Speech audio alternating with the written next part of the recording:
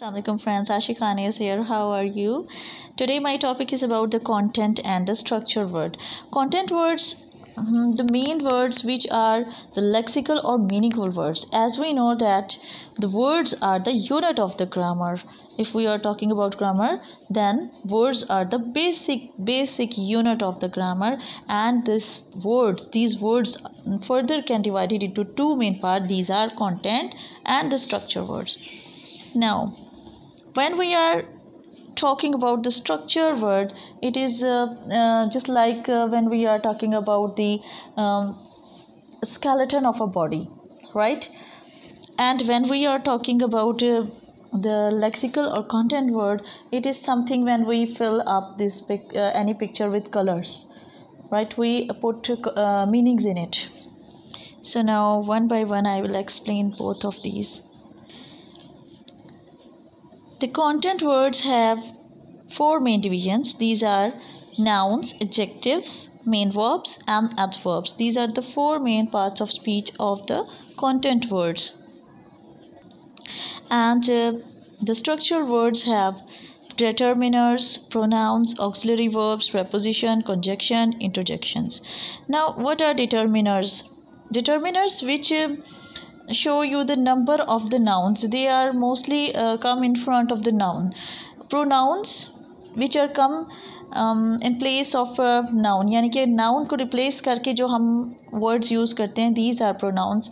Like सारा की जगह हम she लगा लें and we put he किसी भी मेल नेम के आगे, ठीक है, उसकी जगह हम pronoun यूज़ कर लें, ठीक है. auxiliary verbs होते हैं, these are the helping verbs, right. इसी तरह कंजक्शंस होते हैं जो दो सेंटेंसेस को जोड़ते हैं. इंटरजेक्शंस हैं. फिर आगे मज़ीद इसकी बहुत सारे पार्ट्स ऑफ स्पीच है जो इसमें आ जाते हैं स्ट्रक्चर वर्ड्स में, लेकिन जहाँ हम बात करते हैं कंटेंट वर्ड की, वहाँ हमारी वही फोर डिवीजन्स रहेंगी.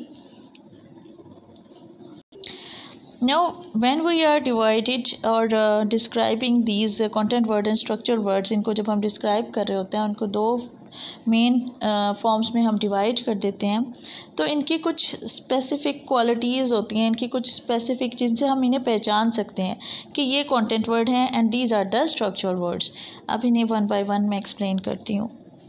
When we are talking about the content words, they undergo change. इनकी आप क्वालिटीज़ जो हैं, जो इनकी खसूसियात हैं, वो नोट कर लें कि they undergo change. Sorry, because of lack of time मैं आपके लिए सारी स्लाइड्स नहीं बना सकी, बट आप नोट कर लें. They undergo change.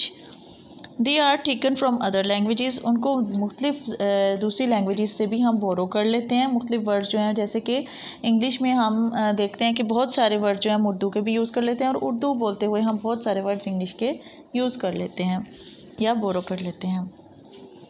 They are very adaptable, यानी उनके अंदर चेंजेस आती रहती हैं. They are very adaptable.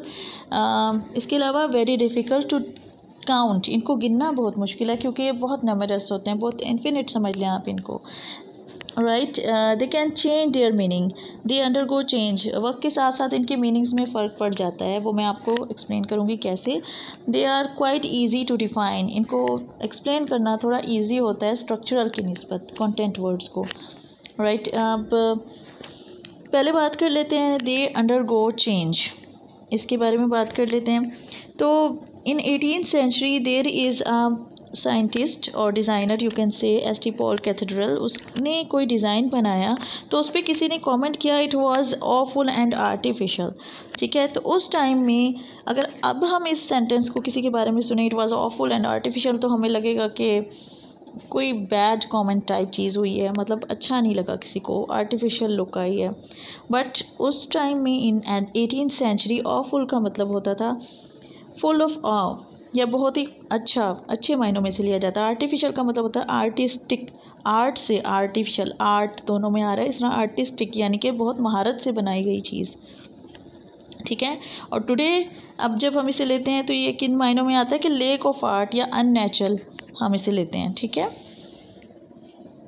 अब नोट करने वाली बात यह है कि इस कमेंट में जहां हमने कहा कि it was often and artificial, both the words are content words. ये दोनों कंटेंट वर्ड्स हैं. कैसे? Because they are adjectives.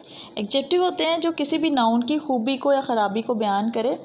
That is called the content word, oh sorry, adjective, and that's why it is called content word. यहाँ मैं आपको कुछ examples बताती हूँ कुछ वर्ड्स की, जो कि आप किस तरह से बोले जाते हैं और पहले कैसे बोले जाते थे। जैसे कि एक वर्ड है सिली। सिली प्रेजेंट मीनिंग है उसका फुलिश या अनवाइज। किसी को हम सिली कहें तो उसका मतलब वो फुलिश, हम उसे फुलिश कह रहे हैं या उसे हम बेअक्ल कह रहे हैं। But in the past time it is considered as happy one और इनोसेंट, बहुत ही मासूम कोई है। Next is glamour. Glamour present meaning है इसका गिव आउट अ फेंट लाइट, कोई हल्की सी डिम सी लाइट है उसको। लेकिन पिछले ज़माने में पास्ट मीनिंग जो इसका था वो शाइन ब्राइटली था, कि बहुत ही चमक दमक। ठीक है। फिर एक वर्ड है नाइस। नाइस को अब हम, कोई नाइस बोलता है इट इज़ वेरी नाइस, तो हम कहते हैं जी ये बहुत प्लेजेंट है, ठीक है, या एग्रीएबल है, हमें ये पसंद आ गया है। बट पहले के दौर में इसे क्लियर समझा जाता था। जो चीज़ क्लियर हो जाती थी या वेल डिफाइन होती थी उसको नाइस कहा जाता था। Next is abroad. अब्रॉड के मतलब आज प्रेजेंट मीनिंग है out of the country, but in the past उसका मतलब होता था आउट ऑफ डोर्स, यानी घर से बाहर कोई चीज़ है तो उसे हम कहते हैं अब्रॉड। लेकिन अब कोई आउट ऑफ कंट्री हो तो हम कहते हैं ही इज़ अब्रॉड, ठीक है, वो बाहर के मुल्क है। सेक्रेटरी। सेक्रेटरी को आज के दौर में हम कहते हैं पर्सन हु हैंडल्स कॉरेस्पॉन्डेंस, जबकि पास्ट में इसको ऐसे लिया जाता था जैसे person to whom secrets are interested, यानी कि उसके साथ आप अपनी हर बात शेयर कर लेते हैं, वो आपका सेक्रेटरी है, right. So in this sense language changes constantly. Language जो है वो मुसलसल बदलती रहती है, ठीक है। जो चीज़ टुडे, जो चीज़ फैशनेबल है, हो सकता है कल वो आउट ऑफ फैशन हो जाए, और specially if it is colloquial in character and associated to the pop culture. मतलब कोलोकियल होता है जो आप इनफॉर्मली यूज़ कर रहे होते हैं, राइट, क्योंकि उसमें वैरायटी आने के बहुत चांसेस होते हैं, क्योंकि इनफॉर्मल जो चीज़ होती है वो ज़्यादा यूज़ होती है। घरों में हम आमतौर पे जो बोलचाल में लैंग्वेज यूज़ करते हैं वो बहुत ही फ्रिक्वेंटली चेंज होती है। दैट्स वाई कोलोकियल हो करेक्टर में या पॉप कल्चर से रिलेटेड हो तो उसमें चेंजेस ज़्यादा जल्दी आते हैं। अब ये बहुत दो इम्पोर्टेंट पॉइंट है, नोट कर लें। Words are like people, they come and go, they are born and they die. Words are like people, they come and go, they are born and they die. ठीक है, किस तरह से कि words जो हैं वो ऐड भी होते रहते हैं, आ जाते हैं, और उसी तरह बासवा हम उन्हें इस्तेमाल करना छोड़ देते हैं, उनकी जगह न्यू वर्ड्स आ जाते हैं। They are born and they die. इसी तरीके से नए वर्ड्स बनते हैं, जैसे कि आजकल हमारे पास नया वर्ड एलईडी आया हुआ है, टीवी की जगह अब एलईडी का वर्ड ऐड हो गया है, तो ये एक नया वर्ड आ गया, आपकी वोकैबुलरी में ऐड अप हो गया। इसी तरीके से मोबाइल वर्ड जो था पहले नहीं था, कंप्यूटर वर्ड नहीं था, लैपटॉप बिल्कुल एक नया वर्ड था, मतलब अब तो थोड़ा पुराना हो गया, लेकिन ये वोकैबुलरी में एडिशन है। अगर आप कुछ साल पीछे चले जाएँ तो लैपटॉप का कोई तस्वुर भी नहीं था।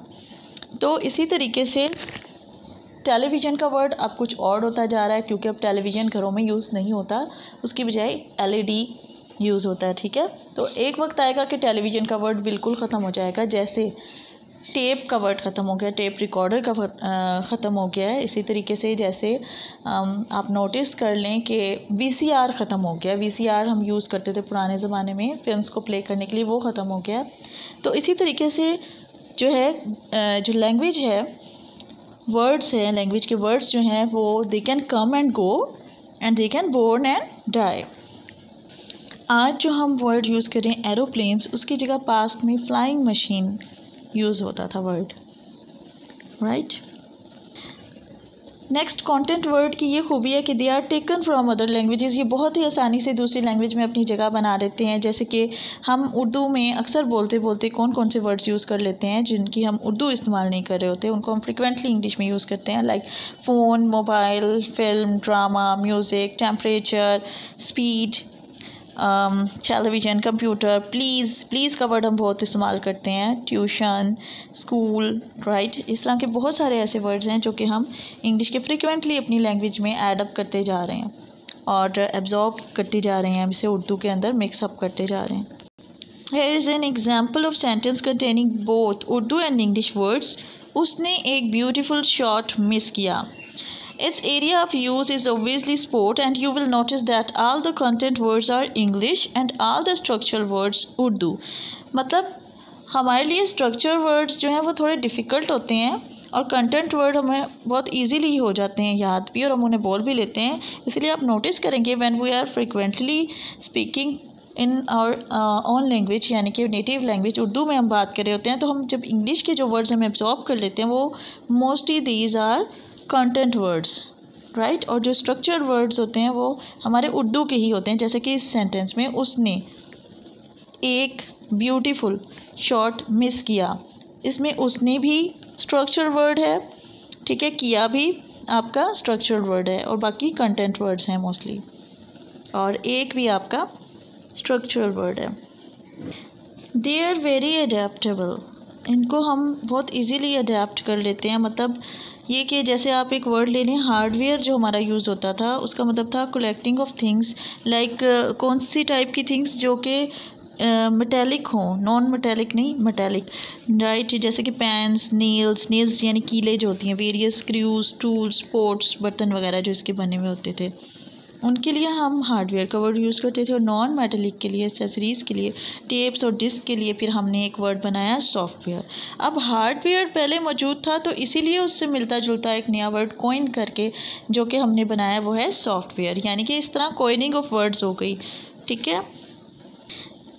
इसका मतलब ये हुआ कि न्यू ब्रांड वर्ड भी अगर कोई बने तो उसकी रूट्स जो हैं वो समवेयर होती हैं, हमारी लैंग्वेज में पहले से मौजूद होती हैं, ठीक है। Hardware is grown up. Content word जो हैं वो अडेप्टेबल होते हैं, used as different parts of speech, right. Like nouns में आप लिख रहे हैं table, chair, pencil, pen, file, book, seat, shelf, floor, corner, ये सारे तो नाउन्स हैं।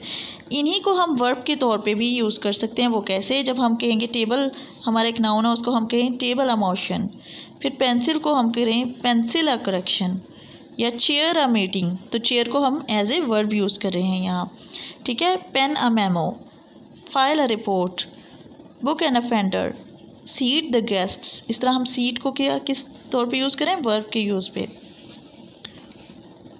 Floor an opponent, corner an enemy, और इस तरह की बहुत सारी एग्जांपल्स हैं जिससे हमें पता चलता है कि हमारी लैंग्वेज में वर्ड्स कितने अडेप्टेबल होते हैं, content words.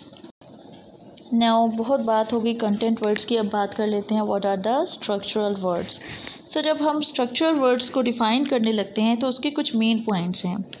They are belong to close class. Content word जो थे वो ओपन क्लास में शामिल होते हैं। ओपन क्लास वर्ड्स वो होते हैं जिनमें आप जितना मर्जी और वर्ड्स ऐड करते जाएँ, जिसकी मैंने आपको एग्जांपल्स दी। और इसी तरह क्लोज क्लास होते हैं जो कि लिमिटेड होते हैं, उनमें आप मज़ीद वर्ड्स बिल्कुल भी ऐड नहीं कर सकते, ठीक है। इसके आप कुछ पॉइंट्स नोट कर लें कि what are the structural words, इनको हम किस तरह डिफ़ाइन करेंगे। अगर आपने इनको इजीली डिफ़ाइन करना है तो समझ लें कि these have opposite character to class content words, ठीक है। नेक्स्ट, लिमिटेड इन नंबर, यानी कि ये इन्हें लिस्ट किया जा सकता है या काउंट किया जा सकता है। Next is difficult to define, इन्हें डिफ़ाइन करना थोड़ा मुश्किल होता है। Hardly ever, next is hardly ever taken from other languages and very unadaptable, इनको दूसरी लैंग्वेज से लेना तकरीबन नामुमकिन ही है और ये अनएडेप्टेबल होते हैं। अब हम वन बाय वन देखते हैं इनको। इसमें वही एग्जांपल आ जाएगी जो हमने ली थी कि उसने एक ब्यूटीफुल शॉट मिस किया। They are not borrowed.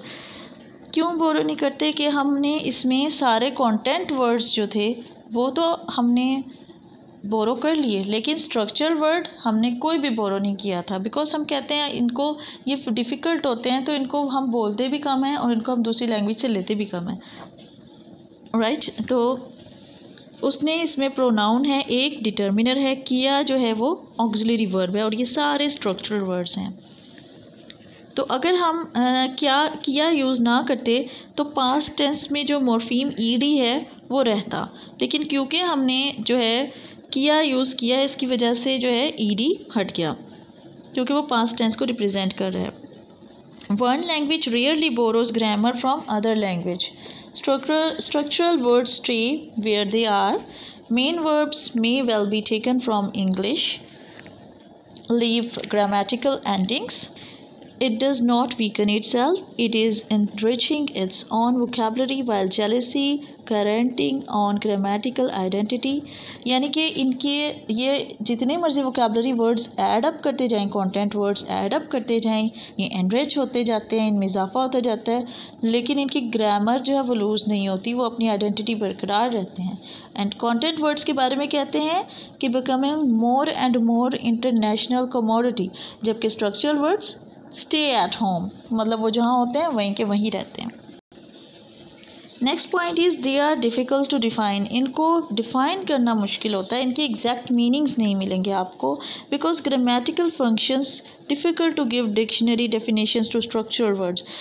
जैसे कि कंटेंट वर्ड्स को हमने ब्रिक्स कहा था, वो रियलिटी पे बेस करते हैं, उसी तरीके से स्ट्रक्चरल वर्ड्स जो होते हैं वो सीमेंट का काम करते हैं and they represents relationship, right. अब आप एग्जांपल ले लेते हैं ऑल्दो एक स्ट्रक्चरल वर्ड है। अब ऑल्दो को हमने एक्सप्लेन करना हो तो हम उसे कैसे एक्सप्लेन कर सकते हैं? इसका बेस्ट वे ये है कि हम उसका कोई सेंटेंस बोल के बता दें, ठीक है। She has many dresses but she buy more, although she has many dresses but she buy more. तो इस तरह इस सेंटेंस में जान भी पड़ गई, बट हम इसे एक्सप्लेन नहीं कर सकते एग्जैक्टली, जैसे कि डिक्शनरी से एक वर्ड का एक एग्जैक्ट मीनिंग होता है। इसी तरह के और वर्ड्स बताती हूँ आपको, जैसे कि since, several, whatever, itself, much, despite, ouch, ये सारे स्ट्रक्चरल वर्ड्स हैं जिनको अगर हमें डिफ़ाइन करना हो तो हमें इनके लिए सेंटेंसेस बनाने पड़ेंगे, ठीक है। डिस्पाइट का जैसे अगर हमें कोई कहे कि इसे एक्सप्लेन करो तो हम कहेंगे despite of a busy week he called you back, right.